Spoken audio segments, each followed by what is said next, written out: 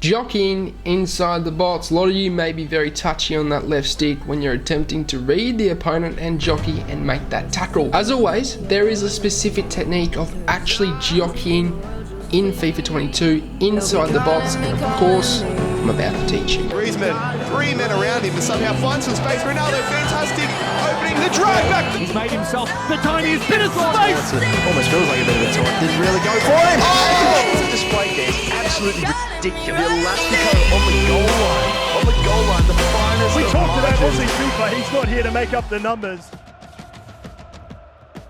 First of all, the technique of jockeying, as I've said throughout this year of FIFA 22, do not just hold the L2 button when jockeying. I find it's too slow and you cannot respond quick enough to the movements of the attacker. The technique that you should be using is the R2 L2 technique, which is the sprint jockey technique, which is a lot quicker this year in FIFA 22, and you're able to read the movements of the attacker a lot more efficiently. However, a very important tip that I can give you, and I would like to thank Neil Guides for actually explaining it in the way that he did, because I have struggled so far this year to explain it. But when you are jockeying and you're reading the movements of the attacker as you get close to him, you want to do small, minute movements rather than performing larger movements on the left stick when you're jockeying, because with the sprint jockeying technique it will be a lot more responsive to the touch of the left stick. So if we do minute movements as we get closer to the defender, it means we'll be able to read him a lot better and not overcommit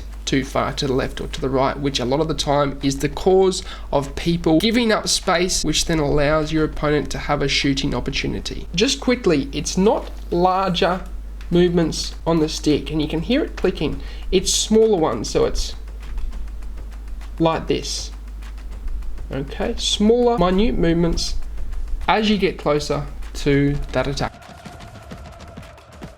The reason why a lot of you may actually struggle to defend inside the box in FIFA 22 is either you're jockeying wrong, where you may just be using the L2 button, which in my opinion is way too slow. You cannot track the movements of the attacker because it is way too slow. You may be using the sprint jockeying technique, however, you may be pointing that left stick too far to the directions that you're wanting to jockey, which means he will be a lot quicker and a lot responsive to the touch, which you don't want when being inside the box, because obviously you need to read the small minute movements of the attacker to get the tackle in or get yourself into a position to make that tackle. So if we implement this technique of jockeying inside the box of smaller minute movements on the stick, then you will be able to jockey and read your opponent a lot better inside the box and prevent him from getting the shot off. There you have it, lads. There is a quick but sweet guide on how to jockey inside the box in FIFA 22. It is a lot better for reading the movements of the attacker, especially compared to L2 dribbling, which is too slow in my opinion. But lads, as always, I'll give myself a plug. I'm doing tutorials on Instagram and TikTok. Go and check them out. I also have a Twitter account.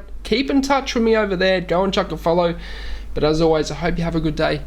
I'm out, and before I get, I am coaching on Patreon. I have been forgetting that lately, but lads, I'm coaching now. I launched it this week. If you want to have one-on-one coaching with me and I look at your gameplay, take a look at my Patreon Academy, the AF Academy, as I like to call it, as it is called. It is over on the patreon.com website. Link is in the description down below. But sayonara, au revoir, adios, salam, ciao, goodbye.